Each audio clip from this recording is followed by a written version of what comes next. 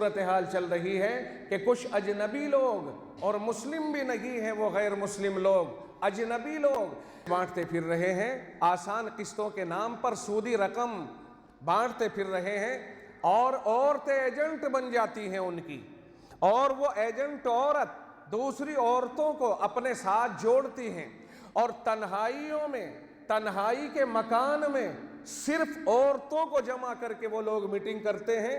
اور انہی کو لون دیتے ہیں، مردوں کو لون نہیں دیتے، اور اس محفل میں مردوں کا آنا الاؤ بھی نہیں ہے، وہ جائز بھی نہیں سمجھتے ہیں۔ چنانچہ مسلم عورتیں بہت ساری کسی ایجنٹ کے تھرو، جو ایجنٹ عورت ہے اس کے ذریعے سے ذہن سازی ہو جانے کے بعد، اور ہو سکتا ہے ان کے شوہر بھی اور ان کے گھر کے لوگ بھی یہ سوچ کر کے کہ 10-20 ہزار روپے آئیں گے، 25-30 ہزار روپے آ جائیں گے، چلو کچھ کام کر لیں گے۔ اگر حضرات جانتے ہیں کہ یہ عورتیں ان کی اجازت سے آ رہی ہیں اور وہی ان غیر مسلم اور غیر محرموں کے پاس بھیج رہے ہیں، تو میں کھل کر کے کہوں گا کہ یہ مرد دیوس ہے، اسے دیوس کہا جائے گا، اسے بے حیا کہا جائے گا، اور یہ حیا کا جنازہ نکالنے والا مرد ہوگا۔ اس مرد کی مردانگی کے لیے چیلنج ہے کہ اس کی لڑکی یا اس کی بیوی یا اس کی بہن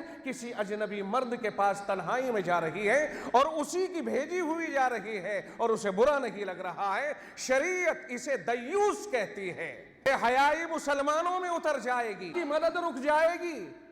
اور اللہ کی پکڑ اور اللہ کا عذاب آئے گا۔ یہ بھی آگے کی ہے، وہ دکھ بھری ہے، بہت زیادہ دکھ بھری ہے۔ آکے جب یہ 25-30 ہزار روپیے جو آسان قسطوں کے اوپر مہیا کرائے جاتے ہیں، یہ 25-30 ہزار روپیے دیے نہیں جاتے، ادا نہیں کیے جاتے ہیں، اور قسطیں ٹوٹتی ہیں، 1 ٹوٹ گئی، 2 ٹوٹ گئی، 3 ٹوٹ گئی، اور جب قسطوں پر قسطیں چڑھتی چلی جاتی ہیں تو بعد میں ان پر دباؤ بنایا جاتا ہے، قسطیں جمع کیجئے، اور جب قسطیں جمع کرنے میں معذرت خواہی ہوتی ہے تو پھر حالات ان کے سامنے ایسے پیش کیے جاتے ہیں